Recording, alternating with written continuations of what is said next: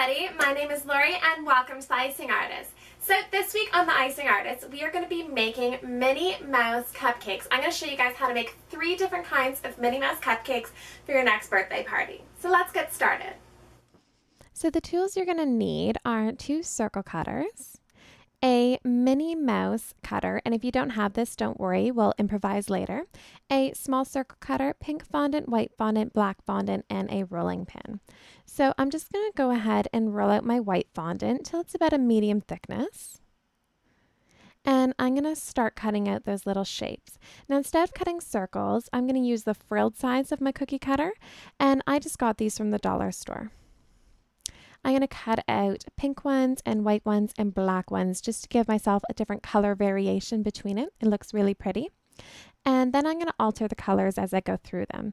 So I'm going to do some white on pink and black on white and pink on black, and it's going to look really nice. And if you have any icing sugar there, you can just kind of dust that off.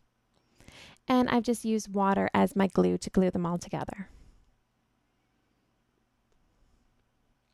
And now I'm going to use my Minnie Mouse cookie cutter that I have. So I'm just going to cut out the shape of her face using some black fondant that I've already rolled out. And again, if you guys don't have this cookie cutter, don't worry, because you can just use circles to cut out the shape of her face. So I'm going to use a medium-sized circle for her face and 2 small circles for her ears, and just kind of glue them together like this.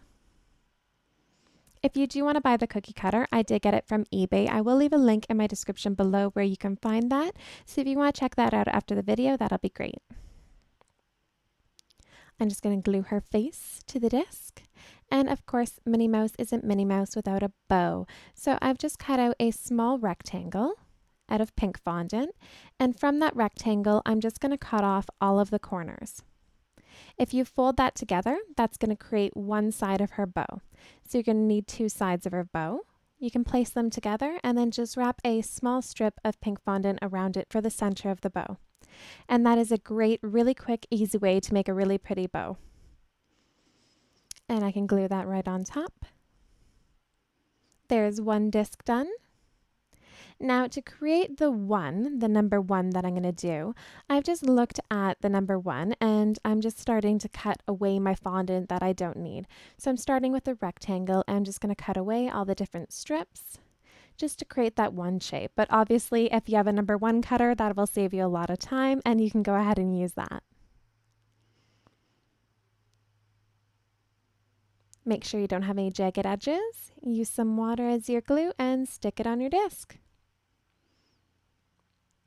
And for the last disc, I'm just going to do some polka dots. So just using a small circle cutter, I'm just going to cut out some really tiny polka dots and just cover my disc with them. You're going to want to let these dry overnight just so they can harden up and go on your disc. So I've just baked a chocolate cupcake and made my buttercream icing, and I can just stick my discs right on top. If you'd like the recipes for my cakes or my icings or anything, you can go to theicingartist.com and they're all available there. And that's it. Your cupcakes are all ready for your party.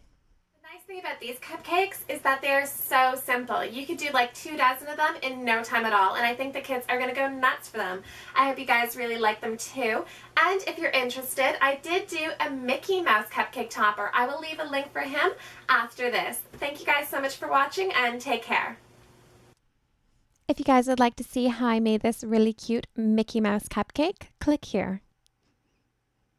Thank you guys again so much for watching. I really appreciate it. Don't forget to subscribe, and if you'd like to see how I made the Cinderella cake, you can click here.